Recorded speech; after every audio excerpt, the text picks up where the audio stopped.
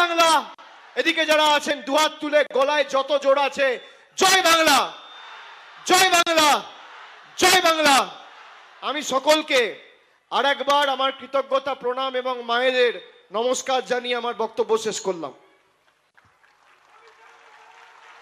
আপনাদের সকলকে শত কোটি প্রণাম। আপনারা যে ভালোবাসায় আমাদের আজকে সমৃদ্ধ করেছেন, আবদ্ধ করেছেন, আগামী দিনে উন্নয়নের মাধ্যমে এই ঋণ পরিশোধ করব কথা দিয়ে গেলাম, আমাদের গ্যারেন্টি। চিরদিন আপনাদের কাছে ঋণী থাকবো। খালি সাহসটা করে, সাহস সঞ্চার করে, এই মাটি তো আন্দোলনের মাটি, সংগ্রামের মাটি, নন্দীগ্রামের মাটি। এই মাটিতে যখনই আসি নতুন সাহস, নির্ভীকতার সঞ্চয় করে আমরা আগামী দিন লড়াই করতে প্রস্তুতি নেওয়ার আরো আমরা অনুপ্রেরণা এই মাটি থেকে পাই। তাই নন্দীগ্রামের মানুষ আর যাই হোক কোনোদিন মাথা নত করবে না, মেরুদণ্ড বিক্রি করবে না, বশ্যতা স্বীকার করবে না।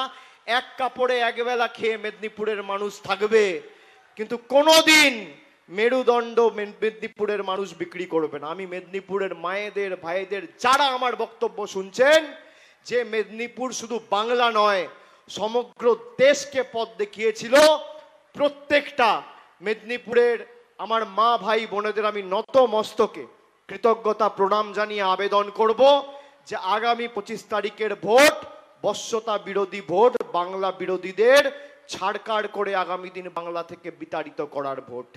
আগামী দিন তমলুক লোকসভা কেন্দ্রের সবার কাছে আমার আবেদন থাকবে যে 2 নম্বর বোতাম টিপে তৃণমূল কংগ্রেসকে জিতিয়ে যারা আপনার সাথে 2 নম্বরই করেছে সেই নেতাগুলোর গালে দুটো করে গণতান্ত্রিকভাবে কষিয়ে থাপ্পড় আগামী 25 তারিখ আপনারা মারবেন।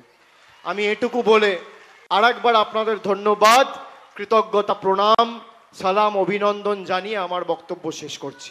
ভালো থাকবেন, সুস্থ থাকবেন।